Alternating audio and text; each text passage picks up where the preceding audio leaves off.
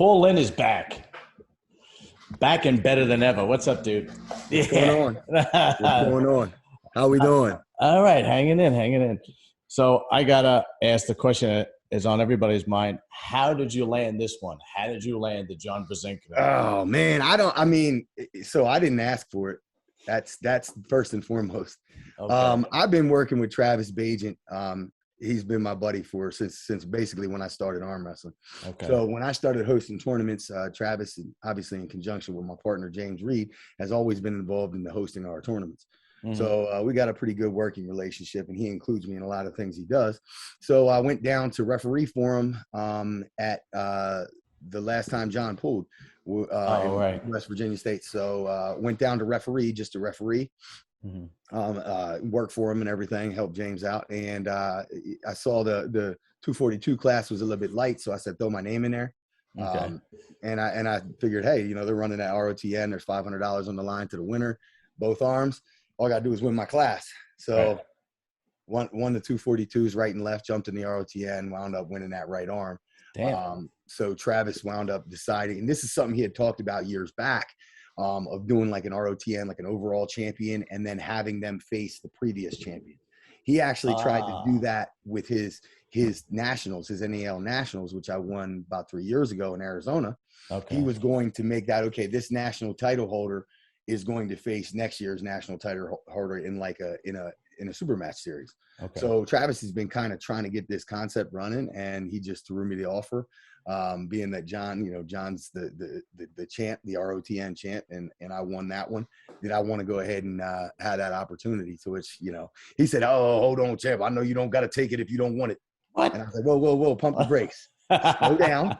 He said, I know it's football season. I know you got a lot going on. I said, we're going to make it work. That's right. We're going to make it work. That's right. No, man, that's fucking great. You see, what a lot of people don't know about my channel is that Serious and Silliness has their own ranking system. Okay. So how it works is if you're the first person if you're the first person of a sport or hobby that comes on here and gives me a chance, you're automatically the best in the world. End of story. Yeah, so, I think I remember you making some claims like that. As far as I'm concerned, John Brzenk has no chance because he's going against the best in the world. Yeah. So you're the best arm wrestler in the world. Michelle Dugan is the best female arm wrestler in the world. Well, that's a given. She actually might be, really. Yeah. And that would mean that Steve Black is the second best arm wrestler in the world. I love this logic system. I love it. Me and Steve are living it up. Yeah, Lisa Wolfley didn't like it too much, but because she was like the sixth woman. So I was like, oh man, that's fantastic. Have you had a chance to talk to John about it or no?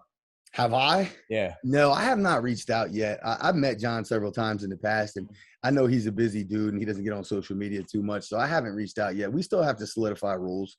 Right. What are we going to use and stuff like that? So we'll have to have those discussions. I don't want to bother him too much. Yeah.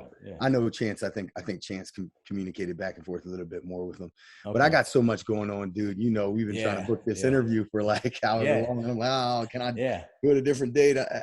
I have a hard time finding 2 or 3 minutes to put back to back. Oh, I totally get it, man. I completely understand. And I understand that, athletes are busy. And especially arm wrestlers, because you guys have to work full-time jobs and you're a professional athlete. So it's, it's a double whammy. Yeah. But, so I heard you're working on some things. I'm not going to ask you in detail what you're working on, but I heard you're working on some techniques to try and take John Brzenk down. Yeah. I mean, I think so. The tricky part with John is there's no holes. So normally you got a super match coming up and you're like, all right, my arm's a little bit better than his, so I got to get wrist to wrist. Or, his hand is, his hand's so good that I want to stay away from that post. Or, my hand's better than his, so I want to stay high. Normally, you can look at that and say, all right, there's where I think I can win. I need to have a backup option. Mm-hmm. Well, when it comes to John, there's no holes. Like the guy has the best hand ever to live, and he's got an arm to match it, and he's the smoothest, the most technical arm wrestler who's ever to live, and he's got the world's most elite pronation. So, like, to look at this thing and say, like, all right, I'm gonna pick a few angles that I can win at. I don't know if I necessarily have a solid game plan, but I do know that I have a few lanes that I haven't seen people test him at yet since he's been back. Right. So it's that, and just, the catch weight is 225. So that means that I have to gain weight. So part of my mission here is to put 10 good pounds on, a little bit more, and to just get stronger. So like, I'm doing all arm wrestling specific stuff. I have tweaked my program to aim at the spots that I think I need to be stronger at. But when it comes down to the come down, I'm just moving a lot of weight right now in the general lifts. Good. So I'm trying to be stronger. I got 10 pounds. I got 10 pounds to put on. I started dabbling back into some of the core lifts that I wasn't doing for fear of gaining weight. So I'm moving back towards a little bit of deadlifting and things like that, just for general hormone production. Sure. Yeah, absolutely. Well, I don't know. If you ask me, I know Brzenk's got no shot. all these claims. All these claims that he's the best. Did you see the Steak Kings line yet? So if you are so inclined to go out and want to bet on this match, you can go to Steak Kings. Okay, I'll give that a shot. No problem. Yeah, I'm not encouraging that. What I was going to tell you is, it is normally Steak Kings is it's not a true betting site, really. So like, you got to pay your 20% juice and then you get what's left over. It's like 1-to-1.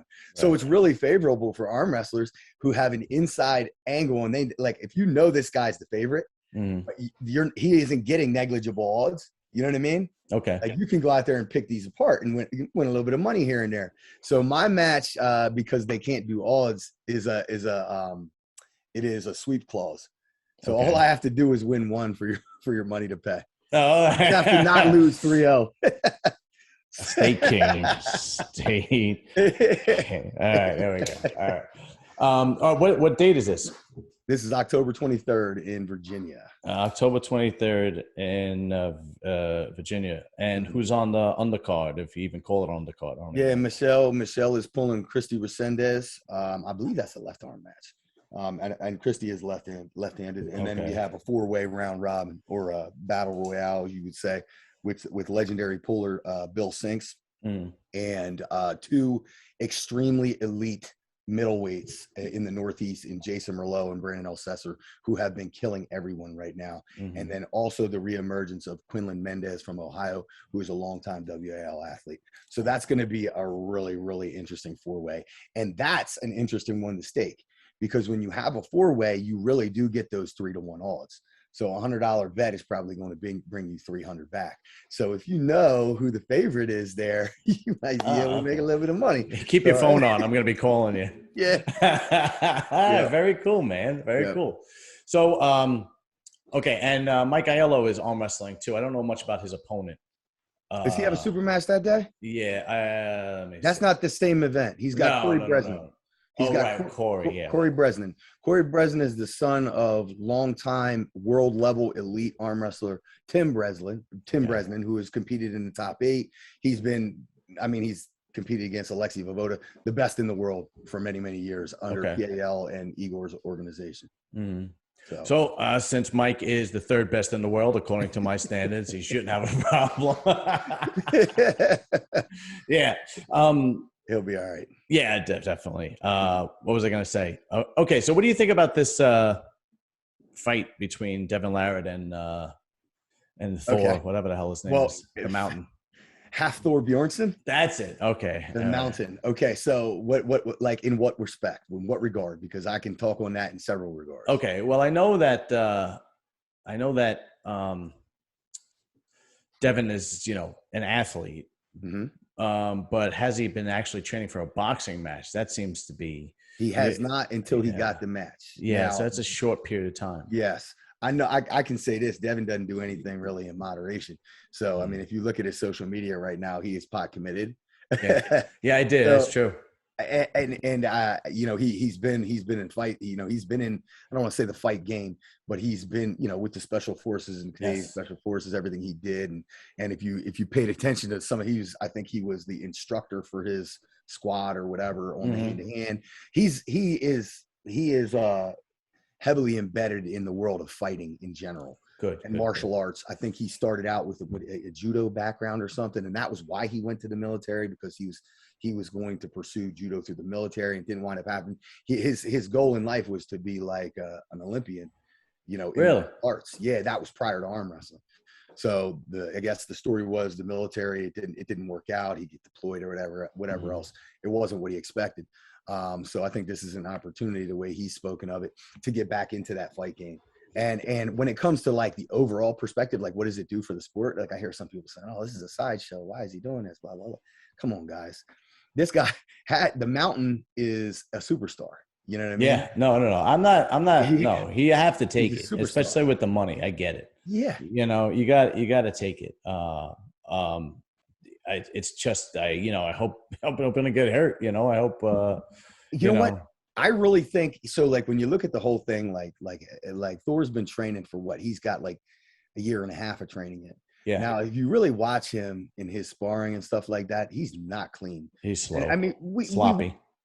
We wouldn't. But would you really expect a 6'10" like super freak strength guy to be able to move like a boxer in a year? No, he's a strong man. That's what. Right. He's a strong man. Right. You know, and he was supposed to fight another strong man. It just happened that he got hurt. You know. Right. Yeah. No. I mean, we've seen it. We've seen it with YouTubers. We've seen it with other athletes that want to come over and jump into boxing, or but mostly boxing. And you could tell that there's a huge difference between somebody who's been, fighting for years and years and years, honing their craft, as opposed to, like Jake Paul or whatever the case may be. You could tell Jake Paul, he puts the time and effort in, but his opponents are handpicked. Right. But for the most part, listen, I just hope they're making a lot of money. And from what I understand, it's an exhibition fight, so they're probably not going to really get hurt. Well, I mean, and that's the interesting thing. So that's what I need to understand. Like coming into this thing, what I don't want to see is like I think pretty much everybody tuned in for Tyson and Roy Jones. Yeah, I watched that. We all want, like, come on, and we're seeing Mike Tyson pulling punches. Like Roy pulling punches, like it's an exhibition fight. I get it. Yeah. But we don't watch the two of the greatest boxers of our era fight and not really take shots to the head or let it all out there. What I tuned in was the hopes that they were going to swing for the fences. I mean, we should know better. Sure. But I'm hoping that these guys come out and they actually fight and go at it. Yeah. And I think it's going to become interesting, because one thing Devin's not going to do is gas out. Devin is like an elite, like endurance based guy. Okay. And when he talks back to like, the conditioning aspect of special forces and things like that, Devin has an elite endurance.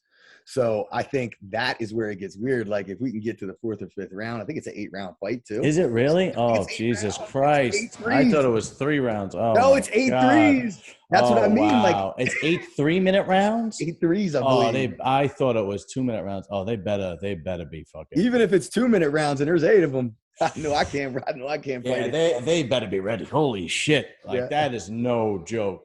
Especially the big dudes. Like, I don't know. Every time I've seen like, somebody like the Mountain fighting, they gas out quick. They gas out quick. That's why the better fighters are always like the welterweights or whatnot. Right. The smaller guys. But how is your football team doing? We are 0-1. We had a tough opponent to start with, so we're still. Check back with me in a couple weeks. All right, no problem. We're traditionally a really good. We're traditionally a really good like state level program. Mm-hmm. We're usually top 10. We've won the largest qualification state championship. We're usually in that discussion. So had a tough opener. We got some building to do, but that's where all the long hours are going right now. Okay, good. Did you watch when I had the 6 girls, the arm wrestlers with Michelle and Lisa and Nancy? I caught like 10 minutes of it. That's all right. Yeah, I didn't get the whole way through. You were one of the topics of the discussion. Oh, no. Yeah, about this whole thing, about you and John Brzenk. Okay. And everybody, seem like you're the fan favorite. Everybody wants you to win. You're like the people's champion. Everybody wants you to win, but they're all, with the exception of Michelle, they're all like, ugh. Oh, wait, no, Nancy was funny. Nancy was actually funny.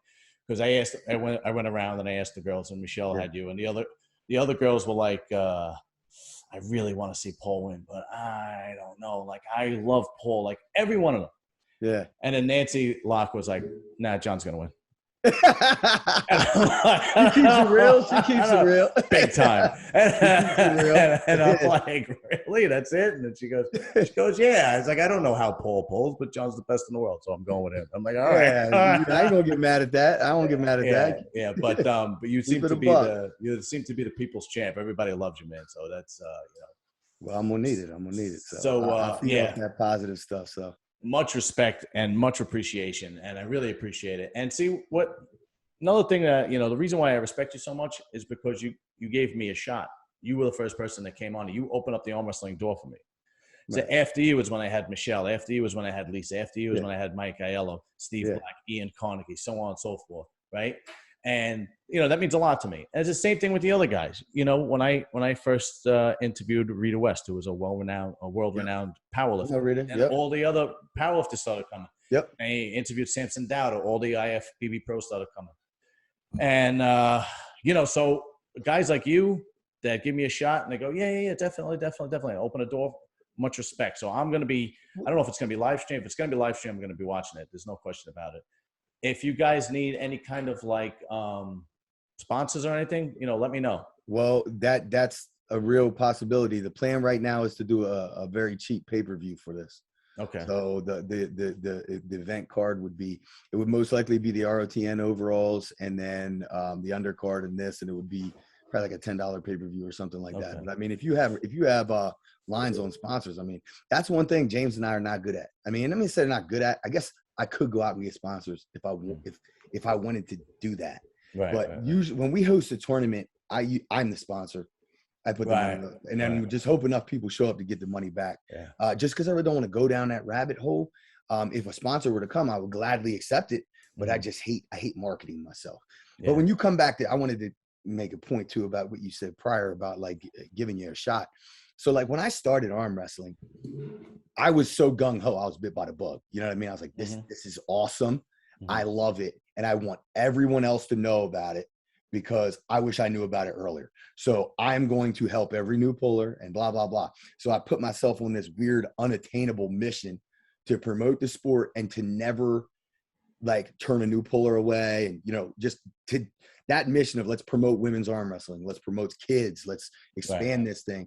And there was a lot of people at that time who wanted to keep it in the small niche that it was and keep the old school purity of it when I was all about growth.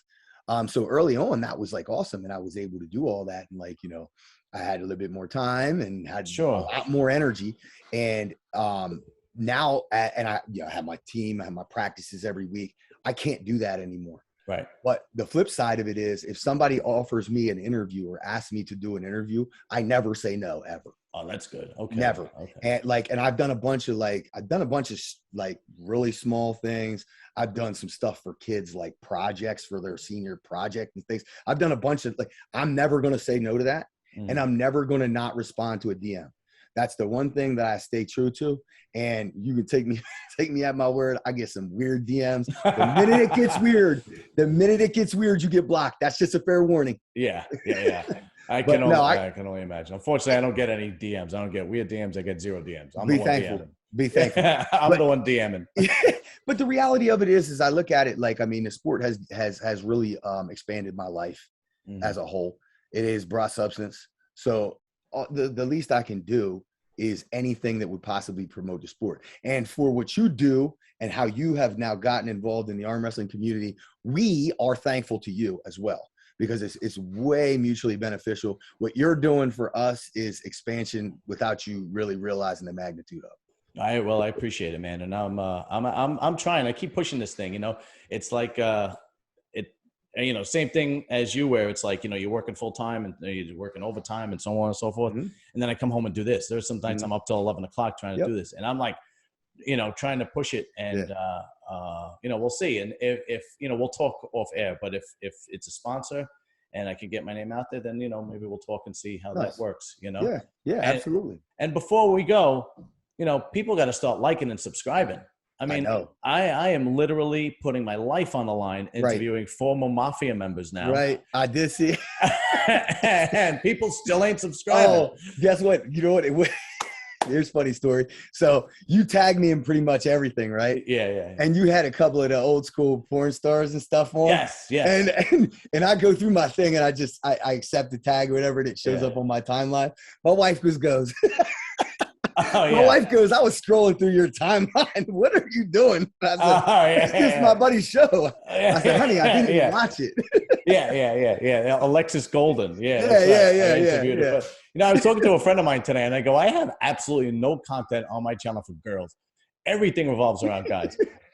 Bodybuilding, powerlifting, arm wrestling, porno stars, mafia members, drug dealers. Like I have not that I want to, but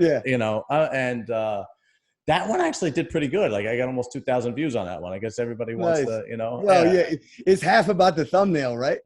Oh, absolutely. Yeah, I tried that. Oh, they took it down. I actually tried. I had this thumb down. I had this one thumbnail down of her that was really, really provocative, and YouTube shut it down. They took it off, and I had to find a picture that wasn't so, revealing.